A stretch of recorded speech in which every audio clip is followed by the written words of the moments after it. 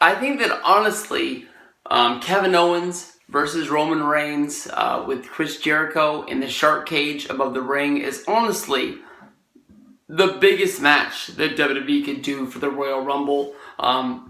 Trying to eclipse selling out the Alamo Dome in 2017, so many years after the first time they did it with Shawn Michaels, as well as Stone Cold Steve Austin and Bret Hart. Back in the I guess you could say that's a pre-Attitude Era. We didn't have DX throwing up the crotch chops or anything like that yet. They weren't there, but it was right up around the corner. But to me, honestly, one of the negatives about having this match is because of the Raw roster. Besides the fact that you've got Brock Lesnar and you've got Goldberg showing up from time to time here and there to spike ratings, as well as they used Shawn Michaels, even though they didn't use him in any storyline that was going on at the time. The Raw roster for the main event scene is really dim right now. You've got Seth Rollins not even really in the main event picture. For some reason, they don't really want to seal the deal. I guess they're trying to save Roman Reigns and Seth Rollins teaming up to sort of say that the Shield reunion is saved for a special night. The Raw main event roster, definitely on the heel side, is very, very weak. Raw always being the number one A brand. You've seen that they're hitting the panic button a lot, giving us the biggest match possible on Monday Night Raw, with it being, Roman Reigns versus Kevin Owens, or Roman Reigns versus Chris Jericho, or even Roman Reigns versus Chris Jericho and Kevin Owens, trying to, pull a big rating with a big main event. To me, honestly, it's got to the point we've seen this match so many times in so many different, circumstances, that now here we are at the main event, and everyone knows what the finish is going to be. They might have a really good match. Roman goes out there and tries his best every pay-per-view. People boo him because it's the thing to do, and it doesn't really make any sense. I mean, go back and think about the Monday Night Raw, the match where Roman lost the United States Championship a week ago last Monday. I mean, the second that match ended on Twitter, everyone tweeted, fucking awesome match, really fucking delivered. And then almost instantly tweeted, oh fuck, you know what that means about Roman Reigns in the Rumble? That Roman's going to, win the championship. I think that honestly at this point in Roman Reigns' career, I would love to see Roman turn heel. I understand why Roman's never going to turn heel. Roman Reigns is probably going to have that sort of essence around him that John Cena has until his dying days in WWE. That it's the guy that you want to see turn heel so bad, but WWE's just got their head stuck in the sand that they need to have a number one main event guy who's a babyface that can go out there and kiss babies and hug fat chicks, that they need Roman to never turn and go in that other direction. John's never done it. People have thought that for years, this is the time that you need to step up to the plate and give the people what they want, and they continue week after week to not do it, and that's why they're stuck in this spot where Roman Reigns is going to win the Universal Championship. I guess this would be the first time him winning the Universal title, but it'll be his fourth?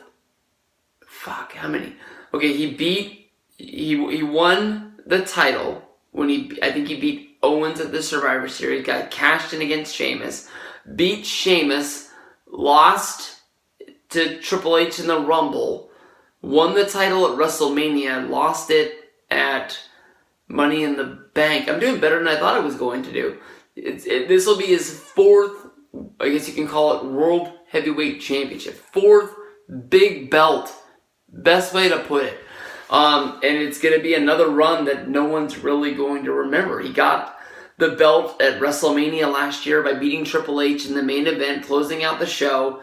And by June, was an afterthought. Just, there he was in the back. He had that suspension. He put over Finn Balor to set up Royal Rumble,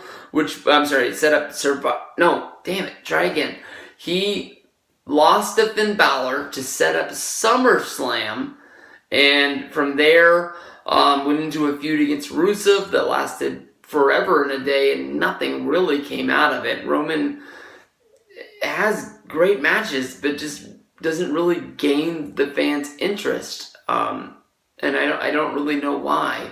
He's done everything that he could do to Owens. He's done everything that he could do to Jericho. It's time to finally just rip the cord. We all know he's winning the title. And everyone suspects that since they love each other so much, and we've seen the hints that they've slowly started to get, upset at each other, that Owens versus Jericho is going to be a match at WrestleMania, where I guess it's now being said that Owens would beat Jericho, and Jericho would sort of disappear for his sort of summer hiatus, going off to be a rock star, which it makes sense. I mean, his band sells records, it sells tickets, it's able to draw.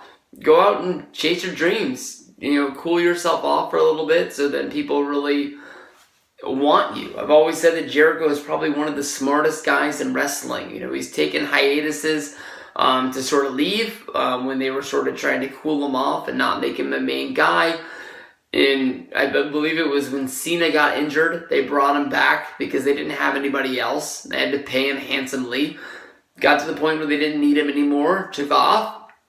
And then they hit the panic button every once in a while and bring him back. And like he is right now, he's the heel, but he's the biggest babyface that they have. So, it makes sense for Jericho versus Owens to be a match. I don't know what they do with Roman once he wins the title. It's been said that Braun Strowman could win the Rumble and they could have Braun Strowman versus Roman Reigns. They're building Braun up for a reason. Something has to come out of it. Hopefully it's not going to be a Gene Snitsky-like push where they push Snitsky to the moon. Cena beats him, and then all of a sudden, well, what's he worth now? And Snitsky's gone, and just an afterthought. They built him up so much. Hopefully they really do something with him. As a backup, I guess you could do Goldberg versus Roman.